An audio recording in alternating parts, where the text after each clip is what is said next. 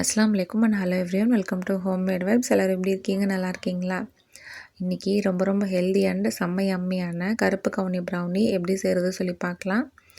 இந்த கருப்பு கவுனி பவுடர் நான் வீட்டிலே தான் ரெடி பண்ணுவேன்.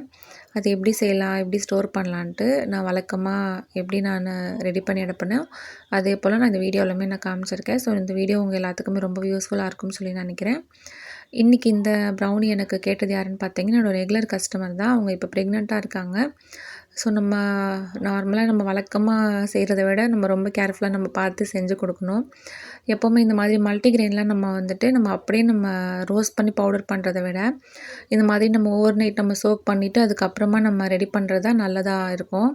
ஏன்னா இது அப்படியே நம்ம பவுடர் பண்ணி எடுத்தோம்னா வயிறு வலி பிரச்சனை அந்த மாதிரிலாம் ஏற்படும். அதனால் எப்போவுமே நீங்கள் இந்த மாதிரி குதிரைவாலி அப்படி இல்லைன்னா சிவப்பரிசி மல்டிக்ரெயினில் எந்த வெரைட்டி நீங்கள் எடுத்தாலுமே சரி, நல்லா ஒரு 2-3 வாட்டிக்கு நல்லா நீங்கள் அலசிட்டு அதுக்கப்புறமா நைட்டு ஃபுல்லாக நீங்கள் ஊற வச்சுருங்க. காலையில் எழுந்து இந்த மாதிரி நல்லா ஒரு பெரிய ஜல்லி வடிகட்டுறது வச்சுட்டு தண்ணி எல்லாத்தையுமே நல்லா இருத்தி எடுத்துகிட்டு அதுக்கப்புறமா நம்ம இதை காய வச்சு எடுத்துக்கலாம். எப்போவுமே இந்த மாதிரியான அரிசி வகைகள் எல்லாத்தையுமே நம்ம வெயிலில் காய வைக்காமல் நல்லா நிழலில் தான் காய வச்சு எடுக்கணும். ஏன்னா வெயிலில் காய வச்சு அதோட சத்தெல்லாம் போயிடுங்கிறாங்க. அதனால் ஃபேனுக்கு அடியில் நல்லா ஒரு பெரிய பாய் விரித்து அதுக்கு மேலே நல்லா ஒரு க்ளீனான ஒரு துணி விரித்து அதுக்கு மேலே நல்லா இந்த மாதிரி பரப்பி விட்டு நல்லா காய வச்சு எடுத்துக்கலாம். இந்த மாதிரி நல்லா துணியில் நம்ம இந்த மாதிரி ஸ்ப்ரெட் பண்ணி வைக்கல நம்மளுக்கு அந்த ஈரப்பதம் எல்லாமே நல்லாவே போயிடும். இது நம்ம உடனேவே நம்ம அரைச்சி எடுத்து நம்ம உடனே நம்ம செஞ்சு காலி பண்ணுறதா இருந்தால் நம்ம மேற்கொண்டு நம்ம ஏதோ ரோஸ்ட் பண்ணுற வேலைலாம் நம்ம பண்ண தேவையில்லை, அப்படியே நம்ம யூஸ் பண்ணிக்கலாம். ஆனால் இது நான் வந்துட்டு ஒரு 360 கிராம் கிட்ட நான் எடுத்துருந்தேன் இந்த அரிசி. அதனால் இது எல்லாத்தையும் மொத்தமாக நான் இப்போ யூஸ் பண்ண முடியாது. இதை நான் ஸ்டோர் பண்ணி வைக்கணும். எனக்கு ஒரு 6 மாதம் வரைக்குமே நல்லா தாராளமாக தாங்கும். அதுக்குள்ளே எனக்கு காலியாக போயிடும். அப்படி அதுக்கு மேலே ஆகிற மாதிரி இருந்தால் நம்ம வந்து ஃப்ரிட்ஜில் ஸ்டோர் பண்ணிக்கலாம். இப்போ நான் என்ன பண்ணுறேன்னா, இந்த அரிசி வந்து நல்லா வந்து தண்ணி எல்லாமே வடிஞ்சிருச்சு. இப்போ இந்த குக்கி ட்ரேயில் ஒரு இந்த பேக்கிங் பேப்பர் வச்சுட்டு அதுக்கு மேலே இந்த அரிசியை ஃபுல்லாக ஸ்ப்ரெட் பண்ணிவிட்டு ஒரு 10 நிமிஷத்துக்கு 180 டிகிரியில் ஓடிஜியை நான் ப்ரீஹீட் பண்ணி வச்சுருந்தேன். அதில் ஜஸ்ட்டு ஒரு 5 நிமிஷத்துக்கு மட்டும் நான் வச்சு நான் எடுத்துக்கிறேன். இப்போ மேலே இதில் அரிசியில் எக்ஸ்ட்ராவாக அந்த ஈரப்பதம் இருந்ததுன்னா அது எல்லாமே நல்லாவே போயிடும். இதுக்கு பதிலாக நீங்கள் அடுப்பில் கூட நீங்கள் சிம்மில் வச்சு நல்லா நீங்கள் லைட்டாக நீங்கள் ரோஸ்ட் பண்ணி எடுத்தால் போதும். இப்போ லைட் ரோஸ்ட் ஆன இந்த அரிசி எல்லாத்தையுமே நம்ம கொஞ்சம் நல்லா ஆற வச்சதுக்கப்புறமா நம்ம பொடி பண்ணி எடுத்துக்கலாம். சூடாக இருக்கும் போதே நம்ம அரைச்சோன்னா மிக்ஸி ஜாரும் வந்துட்டு சும்மாவே நம்மளுக்கு கொஞ்சம் அதிகமாக அரைக்கையில் ரொம்ப சூடாக போயிடும். அதனால் கொஞ்சம் கேப் விட்டு தான் நம்ம அரைக்கணும். அரிசி நல்லா ஆறுனதுக்கப்புறமா நல்லா ஒரு 5-6 பேட்சாக நான் போட்டு பொறுமையாக நான் அரைச்சி எடுத்துக்கிட்டேன். அரைச்சிட்டு நம்ம நல்லா ஒரு 2-3 வாட்டிக்கு நல்லா நம்ம ஜலிச்சுட்டு நம்ம இதை ஸ்டோர் பண்ணி வச்சுக்கலாம். நல்லா ஒரு ஏர்டைட் கண்டெய்னரில் போட்டு 6 மாதம் வரைக்கும் நம்ம ரூம் டெம்பரேச்சர்லேயே வச்சுக்கலாம். அப்படி இல்லை அதுக்கு மேலே நீங்கள் வச்சுக்கிறதா இருந்தால் நீங்கள் ஃப்ரிட்ஜில் வச்சுக்கலாம். இந்த அரிசி மாவு யூஸ் பண்ணி நம்ம கஞ்சி, கூழ் அப்படி இல்லைன்னா களி, அப்புறமா பிஸ்கெட்டு எது வேணாலும் நம்ம செஞ்சுக்கலாம். நம்ம வழக்கமாக நார்மல் மாவு வச்சு நம்ம என்னென்ன செய்வோம் அது மாதிரி எல்லாமே நம்ம செஞ்சுக்கலாம். ஆனால் இதுக்கு கொஞ்சம் பெரிய வேலை பார்க்கணும், அதுதான். அவ்வளோதான். நல்லா இதை ஆறுனதுக்கப்புறமா நல்லா நான் அரைச்சிட்டு வந்துட்டேன். நல்லா எவ்வளோ சாஃப்டாக அரைச்சிருக்கு பாருங்கள். இந்த மாதிரி நல்லா அரைச்சா தான் நம்மளுக்கு ப்ரௌனி செஞ்சு எடுக்கையில் ஒரு மாதிரி நரன்ட்டு இல்லாமல் நல்லாயிருக்கும். நான் ஒரு 360 கிட்ட எடுத்திருந்தேன். இப்போ அந்த பவுடர் பண்ணதுக்கப்புறமா பார்த்திங்கன்னா 345 கிராம் கிட்ட இருக்குது. அந்த ஜார்லேயே கொஞ்சம் கொஞ்சம் ஒட்டிக்கும் இல்லையா, அந்த மாதிரி போயிடுச்சு போல். இல்லை அரைச்சதுக்கப்புறமா இப்படி தான் வருமானு தெரியல. இந்த மாதிரி ஒரு ஏர்டைட் கண்டெய்னரில் போட்டு நல்லா இந்த மாதிரி ஸ்டோர் பண்ணி வச்சுக்கலாம். இப்போ வாங்க நம்ம ப்ரௌனி செய்ய ஸ்டார்ட் பண்ணிடலாம். சரியாக 1/2 kg அளவுக்கு நான் அளவு சொல்லியிருக்கேன். ரூம் டெம்பரேச்சரில் இருக்கிற பட்டர் எடுத்துக்கோங்க. இந்த பட்டர் நான் ரொம்ப லேட்டாக தான் எடுத்து வச்சேன், அதனால் கொஞ்சம் அப்படியே டைட்டாக தான் இருந்தது. பட்டர் சரியாக ஒரு 60 கிராம் அளவுக்கு எடுத்துக்கலாம். இந்த மாதிரி மல்டிக்ரெயின் அப்படி இல்லைன்னா மில்லட் வெரைட்டிஸ்க்கெலாம் நம்ம பட்டர் கூடவே நம்ம கொஞ்சமாக நெய்யுமே கலந்து செஞ்சால் இன்னுமே ரொம்ப நல்லாயிருக்கும். ட்ரை பண்ணி பாருங்கள். இது கூடவே டார்க் காம்பவுண்ட் ஒரு 150 கிராம் கிட்ட எடுத்துக்கலாம். நான் சரியாக 146 கிராம் கிட்ட எடுத்திருக்கேன். அவ்வளோதான் வந்தது. சரி போதும்னு சொல்லி நான் எடுத்து வச்சுட்டேன். இப்போ பட்டரை லைட்டாக நம்ம சூடு பண்ணிவிட்டு அந்த சூட்லேயே நம்ம இந்த டார்க் காம்பவுண்டை நம்ம சின்ன சின்னதாக நறுக்கி சேர்த்துக்கலாம். இப்போலாம் டபுள் பாயில் பண்ணுறதுக்கு பதிலாக இந்த மாதிரி தான் செய்கிறது. ரொம்ப ஈஸியாகவே வேலை முடிஞ்சிருது. பட்டரை கொஞ்சம் நேரத்துக்கு நம்ம அடுப்பில் வச்சு எடுத்துகிட்டு அந்த சூட்லேயே நம்ம அந்த காம்பவுண்டை போட்டு மிக்ஸ் பண்ணால் அது பாட்டுக்கு நல்லா மெல்ட்டாகி வந்துடுது. இல்லை டபுள் பாயில் பண்ணி அது ரொம்ப நேரம் வெயிட் பண்ணுறதா இருக்கும். இந்த மாதிரி ட்ரை பண்ணி பாருங்கள். ரொம்ப ஈஸியாகவே வேலை முடிஞ்சிருது. இப்போ வேறு ஒரு தனி பவுலில் நம்ம மாவு பொருட்கள் எல்லாத்தையுமே அளந்து எடுத்துக்கலாம். நம்ம ஆல்ரெடி ரெடி பண்ணி வச்சுருந்த அந்த கருப்பு கவுனி பவுடர் இருக்கு இல்லையா, அது ஒரு 60 கிராம் அளவுக்கு எடுத்துக்கிறேன். இது கூடவே நான் கோதுமை மாவு யூஸ் பண்ண போகிறதால நான் இந்த அளவு மட்டும் எடுத்திருக்கேன். நீங்கள் வெறும் இந்த கருப்பு கவுனி பவுடர் மட்டும் யூஸ் பண்ணுறதா இருந்தால் 85 கிராம் அளவுக்கு எடுத்துக்கோங்க. நம்ம வெறும் இந்த மல்டிகிரெயின் பவுடர் அப்படி இல்லை மில்லட் பவுடர் மட்டும் வச்சு செய்யும்போது நம்மளுக்கு ரொம்ப ஓவர் ஃபஜ்ஜியாக வரும். நம்மளுக்கு அவ்வளோ பீஸ் போடுறதுக்கு ஈஸியாக இருக்காது. அதனால் நான் கொஞ்சமாக வீட் ஃப்ளாருமே நான் சேர்த்துக்கிறேன்.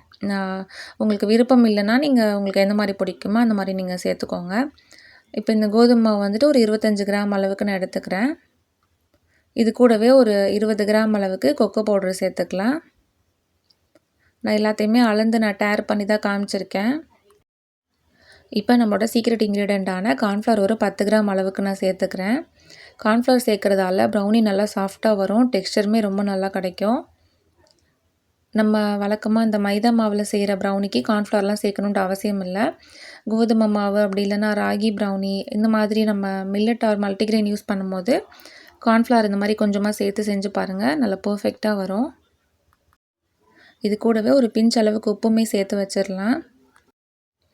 அவ்வளோதான், நம்ம இப்போ மாவு பொருட்கள் எல்லாத்தையுமே அளந்து எடுத்துட்டோம். இப்போ நம்ம இனிப்புக்காக வழக்கமாக யூஸ் பண்ணுற அந்த ஜாகரி பவுடர் நம்ம அளந்து எடுத்துக்கலாம். வேறு ஒரு தனி பவுலில் நான் சர்க்கரையை அளந்து எடுத்துக்கிறேன்.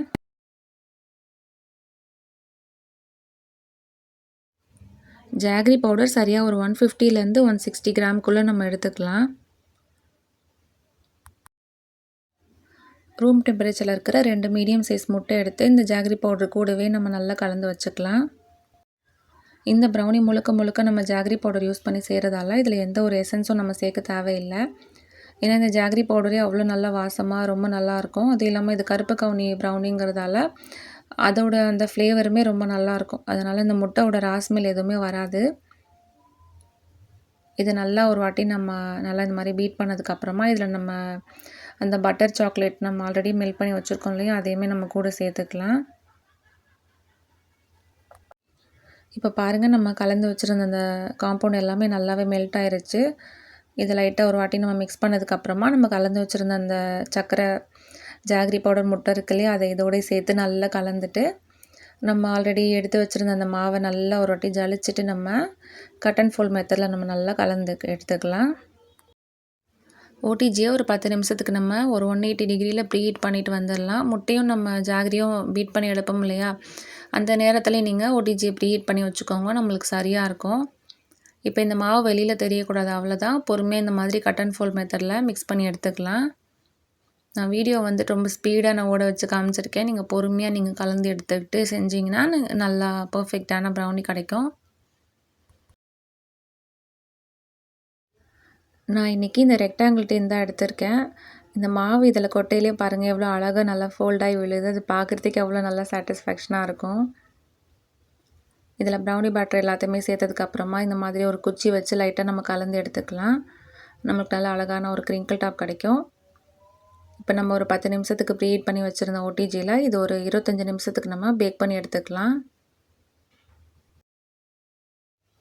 ப்ரௌனி நல்லா ஆறுனதுக்கப்புறமா நம்ம பீஸ் போட்டு எடுத்துக்கலாம். அப்போ தான் நமக்கு நல்லா பர்ஃபெக்டாக எடுக்க வரும். ப்ரௌனியோட கலரே பார்த்திங்கன்னா நல்லா டார்க்காக செமையாக இருக்கும் பார்க்குறதுக்கே. ஒரு சில பேர் எப்படி இவ்வளோ அழகாக பர்ஃபெக்டாக நீங்கள் கட் பண்ணுறீங்கலாம் என்கிட்ட கேட்டிருக்காங்க.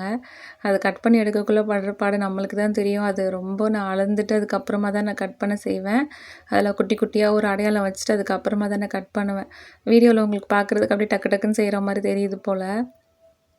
ரொம்ப ஸ்பீடாக செய்யும்போது ஒரு பீஸ் சின்னதாகவும் பெருசாகவும் போயிடும். அதனால் எப்போவுமே ஒரு அளந்துட்டு சின்ன சின்னதாக ஒரு மார்க் வச்சுட்டு அதுக்கப்புறமா நான் கட் பண்ணி எடுப்பேன். அந்த மாதிரி செய்யலை நல்லா ஈஸியாகவே வந்துடுது. இப்போ சைட்லலாம் லைட்டாக நம்ம நீம்பி விட்டுட்டு இந்த மாதிரி ஒரு ஃப்ளாட்டான ஒரு கரண்டி வச்சு நம்ம இதை எடுத்துக்கலாம். இப்போ ப்ரௌனி பார்த்தாலே தெரியும் செம்ம ஃபஜ்ஜியாக செம்ம சூப்பராக பேக்காகி வந்திருக்கு. கண்டிப்பாக இந்த மாதிரி ஒரு மெத்தடில் ஒரு வாட்டி ட்ரை பண்ணி பார்த்துட்டு மறக்காம உங்கள் ஃபீட்பேக் கொடுங்க. இப்போ கஸ்டமர் கேட்டது போல் இந்த மாதிரி சிங்கிள் பாக்ஸில் எல்லாத்தையுமே நான் போட்டு எடுத்துக்கிட்டேன். இதில் 2 இது மட்டும் சும்மா அப்படியே ப்ளெயினாக கேட்டிருந்தாங்க. மற்ற எல்லாத்துக்குமே கனாஷ் வச்சு கேட்டிருந்தாங்க, டார்க் சாக்லேட் கனாஷு. அதை ரெடி பண்ணிவிட்டு கொஞ்சம் நேரத்துக்கு மட்டும் நான் அதை ஃப்ரிட்ஜில் வச்சு எடுத்துக்கிட்டேன். நம்மளுக்கு பைப்பிங் பண்ணுறதுக்கு ரொம்ப ஈஸியாக இருக்கும்ன்ட்டு. இதோட ரேஷியோ மேக்ஸிமம் எல்லாத்துக்கும் தெரிஞ்சிருக்கும், அந்த 1:2 ரேஷியோ தான். 100 கிராம் அளவுக்கு நம்ம ஃப்ரெஷ் க்ரீம் எடுக்கிறோன்னா 200 கிராம் அளவுக்கு இந்த டார்க் காம்பவுண்ட் எடுத்து மெல்ட் பண்ணிவிட்டு நம்ம நல்லா அது ஆறுனதுக்கப்புறமா இந்த மாதிரி பைப்பிங் பேக்கில் போட்டுட்டு நம்ம நல்லா டிசைன் கொடுத்துக்கலாம். சும்மா இந்த மாதிரி கொடுத்துட்டு ஒரு குச்சி வச்சு லைட்டாக நம்ம மேலேயும் கீழேயும் இழுத்து எடுத்தோன்னா ஒரு அழகான டிசைன் வந்துடும். அதுக்கு மேலே நம்மளுக்கு பிடிச்சமான டாப்பிங்ஸ்லாம் நம்ம வச்சு நம்ம இதை கொடுத்துக்கலாம். இடையில கொஞ்சம் ஓவர் வேலை இருந்தது. அதுக்கப்புறமா கொஞ்சம் ஹெல்த் இஷ்யூஸ் அந்த மாதிரிலாம் இருந்ததால வீடியோ நான் நடுவில் ரொம்ப நாள் ஆச்சுன்னு நினைக்கிறேன் போட்டு. அதனால் அப்பப்போ அப்படியே ஸ்ட்ரக் ஆகி எப்படியோ ஒரு வழியா இந்த வீடியோ நான் முடிச்சிட்டேன். இந்த வீடியோ உங்கள் எல்லாத்துக்குமே பிடிச்சிருக்கும், யூஸ்ஃபுல்லாக இருந்திருக்கும்னு சொல்லி நினைக்கிறேன். பிடிச்சிருந்ததுன்னா மறக்காமல் லைக் பண்ணிக்கோங்க. கண்டிப்பாக எல்லாருமே இந்த மெத்தடில் ஒரு வாட்டி ட்ரை பண்ணி பார்த்துட்டு எப்படி வந்ததுன்னு எனக்கு வாட்ஸ்அப்பில் உங்களோட அந்த ப்ரௌனி பிக்சர்ஸ் எல்லாமே சென்ட் பண்ணுங்கள். நெக்ஸ்ட்டு வேறு ஒரு வீடியோவில் மீட் பண்ணுவோம். யாராவது சப்ஸ்கிரைப் பண்ணலன்னா மறக்காமல் சப்ஸ்கிரைப் பண்ணி வச்சுக்கோங்க. தேங்க்ஸ் ஃபார் வாட்சிங்.